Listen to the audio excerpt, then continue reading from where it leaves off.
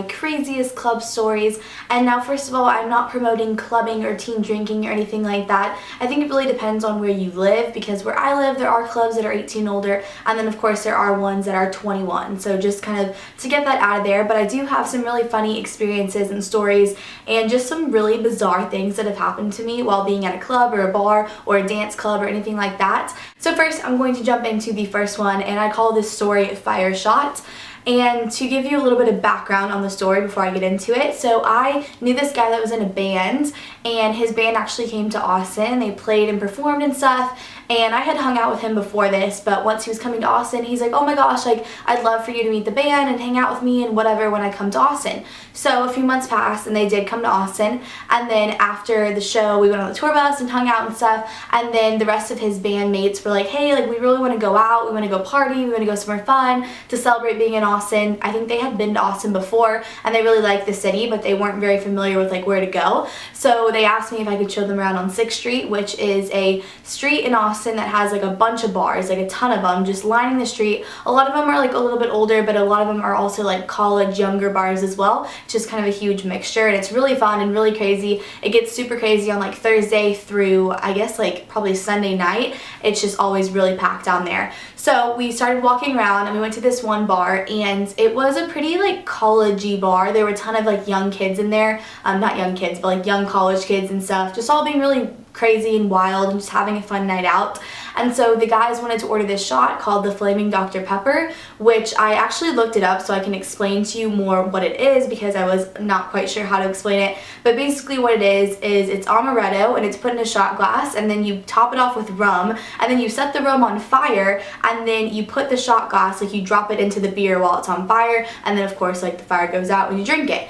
So hopefully that kind of makes sense. It's pretty intricate, but it's something very, I guess, popular at this bar. They like to do it, and it definitely makes a big show. Like whenever it goes on, everyone kind of wants to watch it, because especially if you have a bunch of them lined up and they're all on fire, it looks kind of cool as well. So I do actually have a picture of it because I was about to film it because I thought it looked really cool and whatever. So they line it all up, everyone's there. I think there are probably like maybe 12 or 10 glasses set up, ready to go, and the bartender is very, very adamant about explaining to everyone that he's about to light these shots on fire, and everyone needs to move back, because of course if you're too close to it you could catch on fire or something. So he probably said it at least 20 times, I'm not even kidding. Everyone move back, everyone move back, move away, you're too close to the bar, move back, like so many times. He gets ready to set it up, it goes off, and literally the second that like the fire hits the rum in the shot glass, this very intoxicated college kid with like a backwards hat, and he was kind of being a little bit obnoxious. I saw him earlier in the night and he was just kind of yelling and stuff. He just like runs forward like through this huge line of people that are waiting and watching it go off, and he just like runs forward. I think he was like trying to figure out what was going on while all these people were kind of crowded around in a little circle. And obviously he ran forward, and that was right as the fire kind of like sprayed up in the air, and it singed off like half of his eyebrow and like a little tiny bit of his hat. And then the rest of the night he smelled like burnt fire, hair, hat, whatever, I don't know. He wasn't really seriously injured or anything. Right after it happened, he goes, wow, that hurt. And we're like, yeah, like everyone was lined up because they're about to light these shot glasses on fire, and he just had no idea. He was like, oh, I just thought like everyone was crowding around for a fight or something. That was like his excuse. I just kind of knew, like the way that the bartender kept saying over and over again, no one run out here, no one come closer. I just kind of inevitably knew, like, someone's about to just walk right in here and light up on fire. The next story also takes place on 6th Street, which again is like a strip of college bars here in Austin. And so there was this guy that I had seen out before, and he was really cute, and I didn't know him very well. I just thought he was really fun. He always danced. He was like talkative and really friendly. And so I went upstairs to like this 2-story bar, and we got onto the 2nd floor, and I saw him kind of in the corner. And I went up to him, said hi, whatever, and he was kind of dismissive and a little bit rude almost, which was kind of weird because typically he was super outgoing, super friendly and nice, and just always in like a great happy mood, especially when we were out. And so I thought that was a little bit weird, but I kind of brushed it off. And then a little bit later I saw one of his friends and he started talking to me, and I asked him why he was like scrubbing the wall of the bar, because he had like a dish rag, like a dirty dish rag, and he was like scrubbing the wall like over in the corner where I said hi to him. And his friend was like, oh, like you didn't hear about what happens? And I was like, no, like what happened?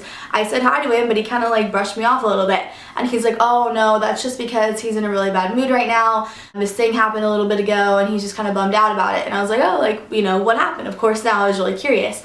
And he goes, well, and I'm not going to say the guy's name, but well, his name, he decided that he was going to write his name in pee on the wall. And then the bartender came out, saw it, freaked out, and threatened to go like write him a ticket, like tell a cop downstairs that he did this, or he could like clean it up by hand and then also clean up like the boys' urinals and stuff. And I had to like take a second to kind of process what he had just said. Basically, he just said that this guy that I thought was really cute and fun decided to write his name on the wall in his own pee. Yeah, that's like literally disgusting. I can't even believe I'm telling you guys this story. Yeah. Obviously, I assume he was a bit intoxicated or something, and from then on, I never really thought that guy was attractive anymore, because that's super immature, super gross, and just super dumb, honestly, and I don't really understand what would have made him think that was a good idea or a funny idea or whatever.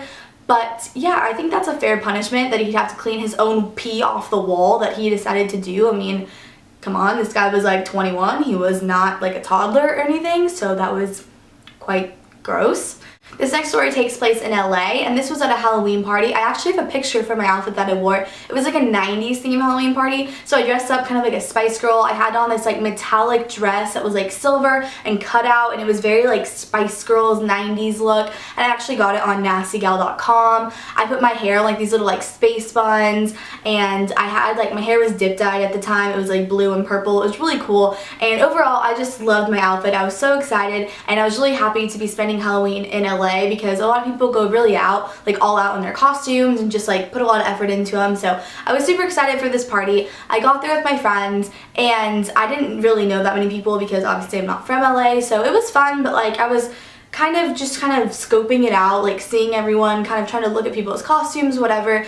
And across the dance floor, I like made eye contact with this guy, and this sounds like such something out of a movie. We literally like made eye contact from like across the room at the beginning of the night. He was so cute, like oh my gosh, he had on like a red flannel, very like 90s Nirvana looking. I think he even had like a Nirvana t-shirt on. He was just so attractive, really, really handsome, and from across the room, he like kind of smiled at me. And then, you know, the rest of the night kind of went on, and I never went over and talked to him, but I kept kind of glancing at him, and every time I would look at him, he was already looking at me, and I was just getting like more and more excited as the night went on. I told my friend about it, and she was kind of also watching our little like interactions, and like, you know, I thought it was flirting from across the room, because, you know, I would kind of like look over at him and he would smile at me, and then he winked at me at one point, and I was like, oh my gosh, like this guy is so gorgeous, and he is like totally hitting on me from across the room.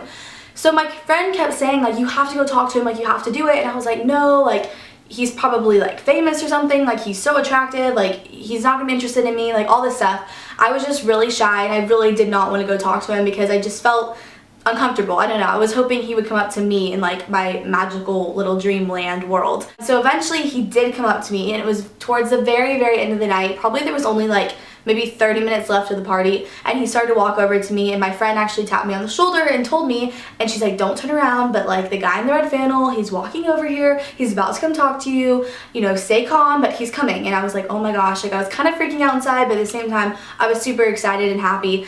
And so he comes over to me and he starts to talk to me, and I immediately notice his voice is really, really high-pitched, like very, very feminine, very soft, very high-pitched. And then he goes on to tell me how much he likes my outfit, and then he goes on to tell me that if his boyfriend was here, he would love my hair because his boyfriend is a hairdresser in LA, and all this stuff.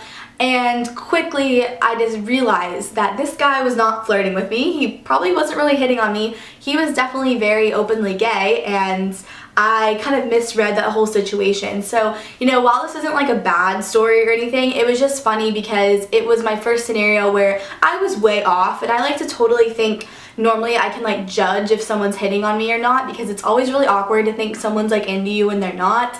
And this was one of those scenarios. Like I thought we were like into each other. I thought he was coming over to like ask for my number to go on a date or something.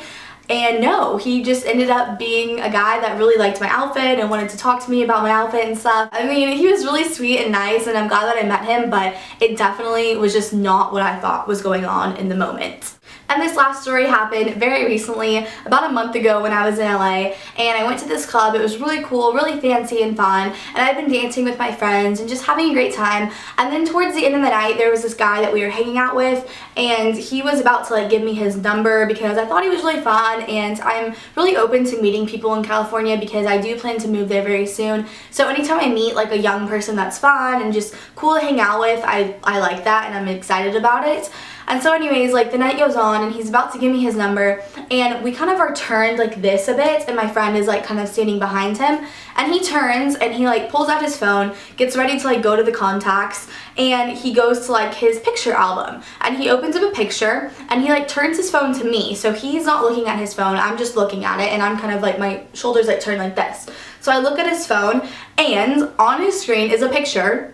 And I believe this is a picture of himself. I mean, granted, his face is not in it, but it is a picture of only his lower region, completely naked. And at first, like, I'm a little, like, shocked, and I'm like, whoa, like, maybe he, like, accidentally did this, like, maybe he doesn't know, like, he has his picture pulled up on his phone, like, this is super awkward, like, was he putting my number in, but, like, this picture's on the phone, what do I do? Do I get out of it? Do I, like, tell him? And then, at this time, I kind of, like, turn the phone, like, back to him, and he grabs it, and then he, like, swipes a few pictures over, like this, very casually, doesn't say anything. He pulls up another picture. Again, flips the phone towards me. I look at it. It's another picture of him, I believe, naked, just the lower part. And I'm like, what? Now, mind you, this is all happening in a club, so it's super loud. Lights are going off, whatever. We're not talking as this is happening. He's just like flipping the phone towards me, and every time he shows it to me, it's a picture of a naked person, a naked guy, and I'm just kind of like not really understanding what's going on. I'm like really confused. I'm like kind of having to like pinch myself, like, is this actually happening? Like, what's going on right now? And then I kind of like look at him like with a kind of a scared look, and one more time he's like, he like goes, this time he like kind of like looked at me and kind of like raised his eyebrow a bit, and he like scrolls over it to like show me that he has like more naked pictures of himself like on his phone.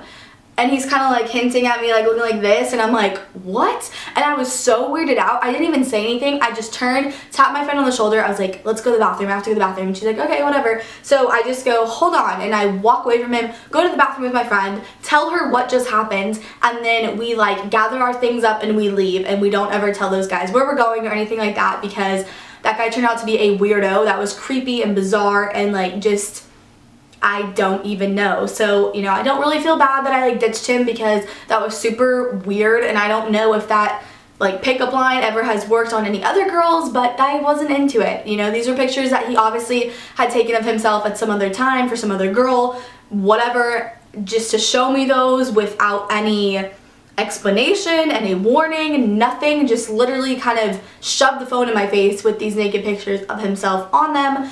And then kind of acting like it was normal, like he was like, you know, like, look at it, like, what do you think? And I was like, this is so weird. So that was definitely probably hands down the weirdest club scenario that I've ever had, and to date the weirdest thing that has ever happened to me at a club. So those are all my stories. I hope you guys enjoyed. Leave me any comments or thoughts or questions you have below, and I'll see you guys in my next video. Bye!